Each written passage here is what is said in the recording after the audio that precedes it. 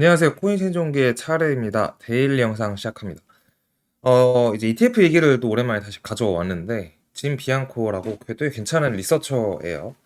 네, 현물 비트코인 ETF에 대해 알고 싶었던 모든 것을 5개의 차트로 제공을 한다라고 해서 나와 있고, 첫 번째는 ETF를 가지고 있는 모든 펀드를 나타내고 있고, 두 번째는 이제 여기서 그레이스케일을 제외한 ETF 회사들, 그리고 맨 아래는 그레이스케일만 갖고 온 그러한 상황인데, 대충 보더라도 ETF를 통해서 자금이 순유입이 늘어났다라는 것을 볼 수 있고, 실제로 차트적으로 보았을 때 48K를 딱 찍었던 시점, 저희가 2022년부터 비트코인의 고점이 단기적으로 48K가, 단기는 아니고 장기적으로 올 것이고, 이후에 조정이 오고, 다시 전고점을 뚫으러 가는, 그러니까 69K까지 뚫으러 가는 상승이 올 거다라는 관점을 가지고 있었어요.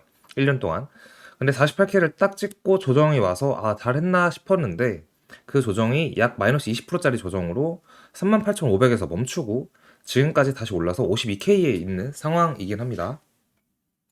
그래서 그 과거를 기억을 하면서 이 그레스케이, ETF에 대한 자금 유입을 보면 아마 ETF가 처음에 거래가 시작된 날 기준으로 일단 48K를 찍었고, 이후에 조정이 오면서 이제 이 ETF에 대한 자금도 점차 점진적으로 줄었었다라고 볼 수 있을 것 같아요. 근데 이게 기간적으로 정확히 어떤 날인지 모르겠지만, 보시면 1월달 기준인데, 그다음 반등장이 지금 오면서 다시 48K 뚫어서 52K잖아요. 그 과정 속에서 ETF로의 자금 순유입은 지속적으로 증가했다라고 볼 수 있는 것 같습니다. 근데 이 와중에 이제 그레이스케일을 뺀 모든 ETF는 다 자금이 증가했는데, 자, 그 조정이 왜 왔나라는 관점에서 일각에서 계속 얘기를 했던 부분 중에 하나는 그레이스케일이 팔고 있다. 여기 나와 있죠. ETF가 된 이후에 지속적으로 그레이스케일은 팔았습니다. 팔았고 이것 때문에 시장의 불안 요소로 작용을 해서 뭐 떨어졌다 이렇게 보는 사람도 있는데, 어쨌든 저희는 그냥 차트적으로 봤을 뿐이고 내용은 이렇다라고 말씀을 드릴게요. 근데 이제 이 와중에 그레이스케일은 빠졌지만 다른 ETF들은 다 자금이 늘었잖아요. 그 이유는 여러 가지가 있는데, 자, 앞에서 여기부터 설명할게요. 그러면 왜 그러냐? 그레이스케일이 다른 회사들보다 일단 수수료 요율이 비쌉니다. 그래서 그레이스케일에서 돈을 빼서 다른 펀드로 넣었다라고 얘기하는 게 합리적으로 나오고 있는 얘기들이고요. 그렇게 생각을 하면 될 것 같아요. 모든 현물 비트코인 ETF로 유입이 된다. 아까 앞에서 본 거죠. 이제 현물 ETF로 자금 유입이 지속적으로 늘어나고 있는 차트인 거고. 이게 중요한 것은 ETF 업계.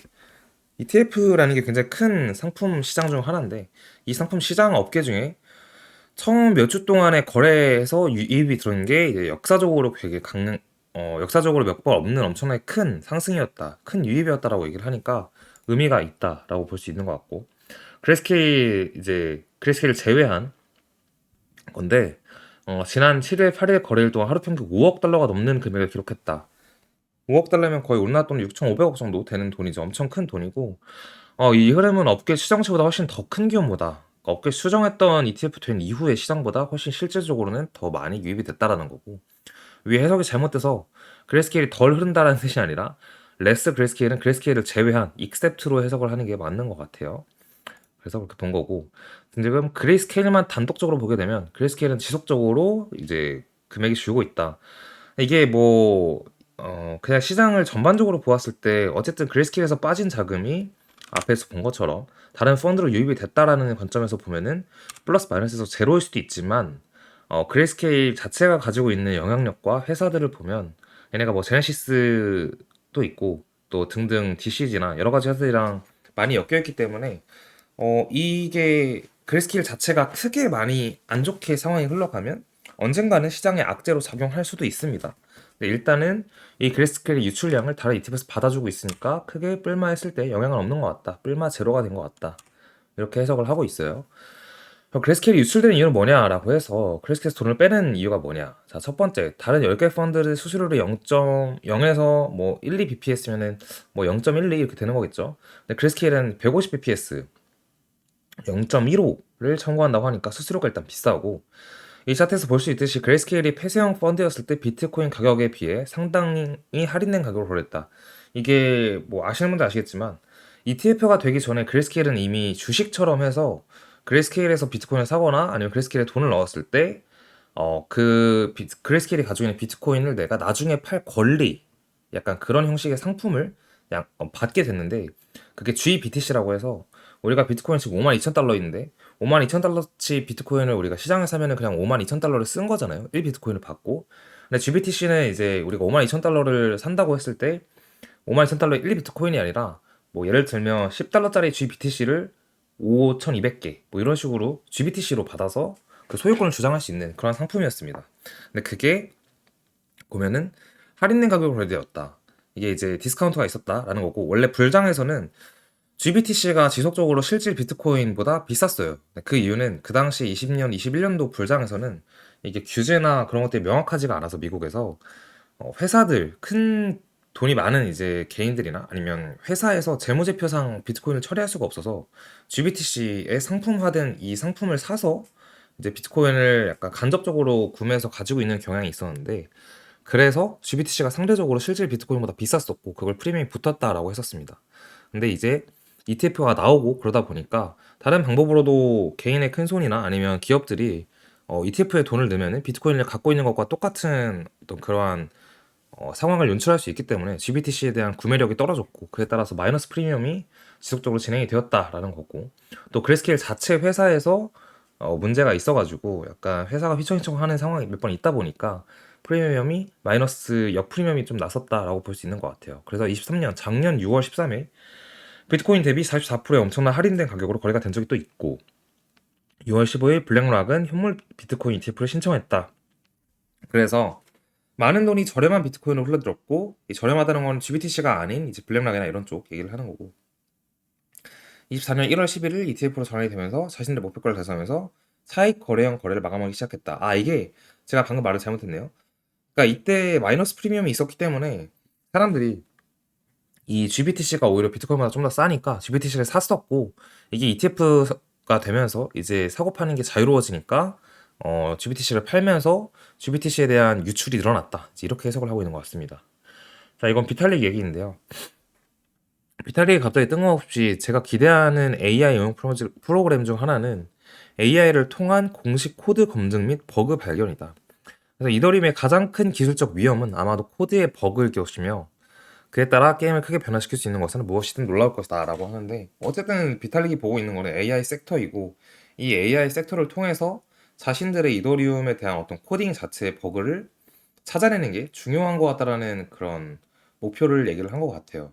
그러고 나니까 뭐 꼭 비탈릭 때문인지 뭐 엔비디아가 올라서인지 실적 때문인지 모르겠지만, 그냥 바이낸스를 여러분 보시면 바이낸스의 올 크립토 마켓을 누른 다음에 올 크립토를 보면 섹터를 좀 나눠놨어요. AI가 있고 L1, L2, 메타버스 이렇게 쭉쭉 나눠놨는데 AI 쪽 섹터가 쭉 대부분 오른 걸 볼 수 있다라는 건데, 이제 이게 보면 섹터를 명확히 나누는 건 아니에요. 실제로 뭐 명확히 나눌 수 있는 것도 아니고 코인이라는 게. 근데 어쨌든 AI에 대한 기술 접목에 대한 얘기를 하면서 그쪽 개발 방향을 가지고 있는 회사들이 이렇게 많이 올랐다라고 볼 수 있겠습니다. 앞에 자료는 끝났고 이제 차트로 넘어가는데, 4시간부터 짧게 보면은 일단 저희 그동안의 영상들을 다시 보면서 우리가 어떻게 유튜브를 했었는지에 대한 정체성을 좀 더 생각을 많이 해봤어요.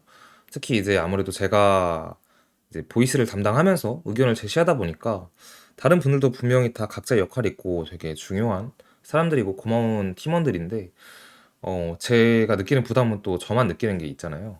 보다 보니까 느꼈던 것 중에 하나는, 우리가 원래 이 시장에 대한 해석을 할 때 한 방향을 미는 게 아니라 위로 가면 이럴 수 있고 아래로 가면 이럴 수 있다라는 것을 통해서 보는 시청자들이 어떤 시청자층이든 간에, 이런 이 김비트 채널 자체는, 김비트 코인 생존기 이 채널은 여기가 오면은 이제 뭐 매수를 하는 쪽으로 보고 여기를 넘어가면은 이만큼 더 오를 수 있다고 보는구나라고 이제 영상을 느낄 수 있게 그동안 했었는데, 22년도 이제 21년도부터 21년 고점을 찍고 난 22년도에서 하락장을 보면서부터는 사실 지속적으로 하락장을 봤기 때문에 한 방향, 그러니까 아래를 봤던 거고, 23년도가 들어서는 22년 12월 저점을 찍었다. FTX 사태 이후에 우리는 어쨌든 여기서는 매수를 하고 올라가는 게 맞다라고 얘기를 하면서 지속적으로 위로만 얘기를 하다 보니까 이제 아랫방향, 윗방향 이렇게 방향을 정해서 영상을 찍지 않았나라는 생각이 들어요.